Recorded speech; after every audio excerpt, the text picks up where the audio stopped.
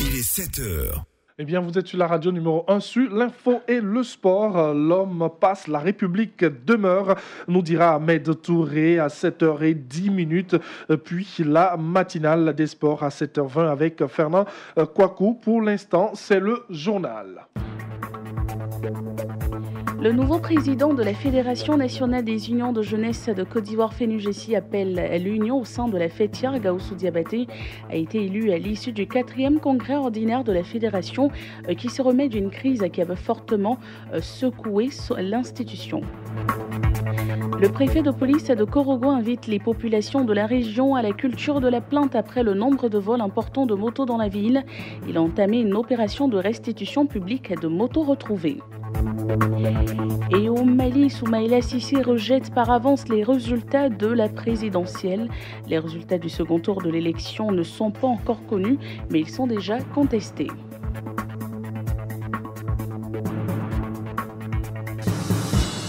Et c'est le journal sur la radio numéro 1 sur l'info et le sport. Bonjour Astassi Dibé. Bonjour Thierry Angevel. Gawusu Diabaté est le nouveau président de la Fédération nationale des unions de jeunesse de Côte d'Ivoire, FENUJESI. Il a été élu à Yamoussoukro à l'issue du 4e congrès ordinaire de cette institution de jeunesse placée sous le thème Responsabilité de la jeunesse face aux défis de l'émergence.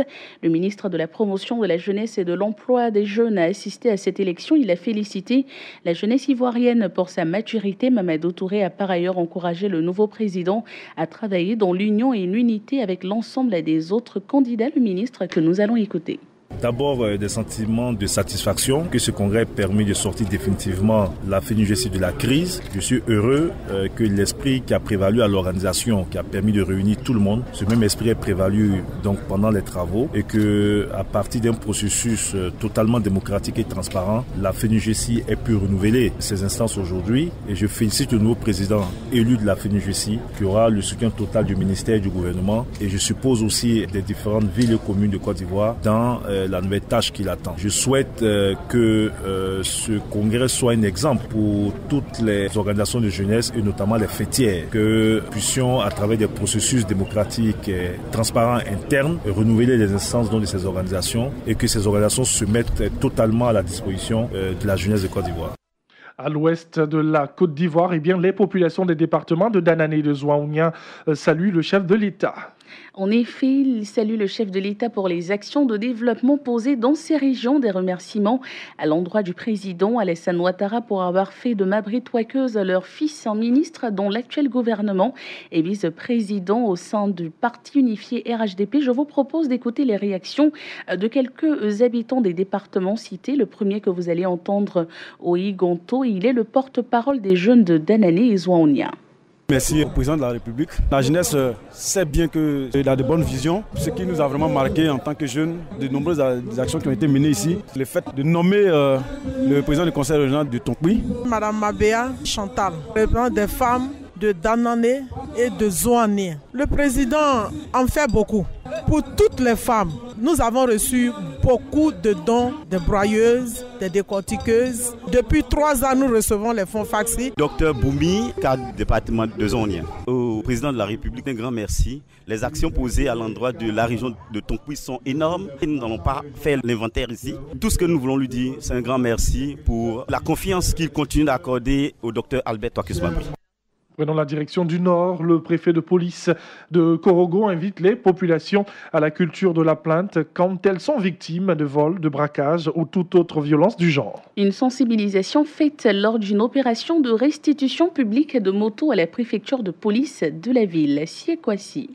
Quartier 14 dans la cour de la préfecture de police, il n'y a plus un seul mètre carré pour déposer le pied. Le préfet de police de Korogo, commissaire divisionnaire Kwame Kwasi Boatini. On a aujourd'hui plus d'une centaine de motos qui ont été récupérées à l'occasion de vols, de perquisitions sur des voleurs qui ne peuvent pas en justifier l'origine. À vue d'œil, certaines parmi ces motos sont juste bonnes pour la poubelle. Quand on rentre les informations de la moto dans notre fichier informatique, on n'a pas de plaignant. L'opération a été fructueuse pour certaines personnes qui avaient déjà eu le réflexe de porter plainte à la police dès qu'elles ont été dépossédées de leur engin. Elle salue ici l'initiative du préfet de police. Soro Alama, qui a posé plainte. Ça fait 2 semaines avec le reçu d'achat. On m'a appelé, on m'a dit votre moto a été retrouvée. J'étais content. Avant qu'on dise on ne connaît pas la valeur. Souvent nous-mêmes on dit sur la route, on nous amène. Je connais la valeur de corps habillé maintenant. C'est Congo Polo. Ce qui m'a beaucoup marqué, c'est le fait que le titre de mon ami a été volé et que c'est par eux on a retrouvé. Pour nous, il n'y a plus d'espoir. Les policiers sont très contents de l'aide de l'eau. Les autres engins attendent leur propriétaire. L'unique condition pour retirer son engin, la voici. Commissaire Kwame Kwasi Boatini. On leur demande simplement d'aller au commissariat quand ils sont victimes de vol, porter plainte pour que derrière on puisse les aider à retrouver leurs biens qu'ils ont perdus. On aura atteint vraiment un objectif noble. Porter plainte pour retrouver un engin volé, ce n'est pas dénoncer un voleur, mais plutôt aider le gouvernement à vous aider vous-même en retrouvant facilement et dans la discrétion l'engin qui vous a été injustement dépossédé. Tout le monde y gagne. C'est Kwasi, Korogo, Radio Côte d'Ivoire. Parlons du CAMPC, le Centre africain de management et de perfectionnement des cadres qui est en pleine réflexion de redynamisation. Après plus de 40 années d'existence, de nouveaux défis en matière d'amélioration de la qualité des offres s'imposent. La 35e session extraordinaire du conseil d'administration du CAMPC a eu lieu récemment, une session pour définir les orientations futures. Et puis, il y a eu la présence de la ministre de la fonction publique de la République du Niger, Kafa Rakiatou, qui a souligné le rôle primordial que joue ce centre.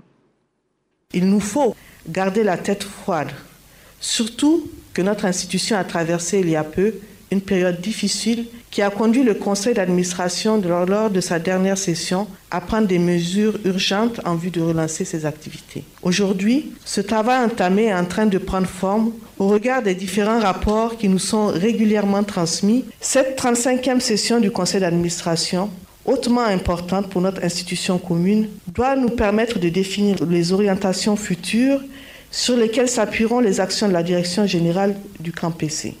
La religion, eh bien, pour terminer l'actualité nationale, les fidèles africains de la religion et Kanka prient pour une consolidation de la paix en Côte d'Ivoire. Réunis en congrès régional à Abidjan, les équistes ont évoqué durant 3 jours les sujets d'ordre spirituel, d'amour et de partage des valeurs. D'ailleurs, vous allez les entendre, quelques participants réagissent. Il y a d'abord Cory Joachim, équiste de Soubré. À Soubré, Kanka se porte très bien. J'aime Soubré et nous faisons en sorte que le Kanka rayonne dans la région de Soubré. Les gens puissent trouver l'aide spirituelle dont ils ont besoin à Soubré. Et cela à travers toutes les activités que nous y organisons. Tout repose sur l'amour. La vie, c'est l'amour. L'amour, c'est la vie. Et chaque âme est amour. Il doit le transparaître dans sa façon de vivre. Et c'est ce que Ekanka cherche à véhiculer. Que chaque être que nous sommes, que nous sachions que nous sommes un être merveilleux. Et cet être merveilleux doit viser très haut. Et nous allons à l'international dans ce journal. Au Mali, Soumaïla Cissé rejette par avance les résultats de la présidentielle. C'est exact, les résultats du second tour de l'élection présidentielle ne sont pas encore connus, mais ils sont déjà contestés, comme en 2013, le président sortant Ibrahim Boubacar Keïta a affronté le chef de file de l'opposition, Soumaïla Cissé, lundi devant ses partisans. Ce dernier a annoncé son intention de rejeter les résultats avant même leur publication et appelé les Maliens à se mobiliser. L'abstention au scrutin de dimanche 12 août risque d'être plus forte qu'au premier tour. Sur 1000 bureaux de vote observés, le POSIM, le pôle d'observation citoyenne du Mali, estime que la participation tourne autour des 27%. Et puis, quelques 141 personnes secourues par l'Aquarius attendent depuis vendredi un port de débarquement. Le navire humanitaire de SOS Méditerranée et Médecins sans frontières, qui se trouve actuellement entre Malte et l'île de Lampedusa, a porté secours à 2 embarcations au large de la Libye. En France, le directeur du port de Sète, l'ancien ministre communiste Jean-Claude Gaïssot, a proposé ce lundi d'y accueillir l'Aquarius si les autorités françaises le lui permettent. C'est la fin de ce journal. Thierry Angeval, si vous permettez, le rappel des titres. Le nouveau président de la Fédération nationale des unions de jeunesse de Côte d'Ivoire, FENUJESI, appelle déjà à l'union au sein de la fêtière. Gaoussou Diabaté a été élu à l'issue du 4e congrès ordinaire de la Fédération qui se remet d'une crise qui avait fortement secoué l'organisation.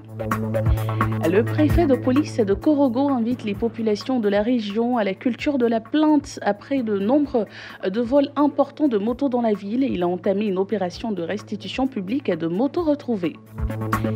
Et puis nous étions au Mali où les résultats du second tour de l'élection présidentielle ne sont pas encore connus mais ils sont déjà contestés.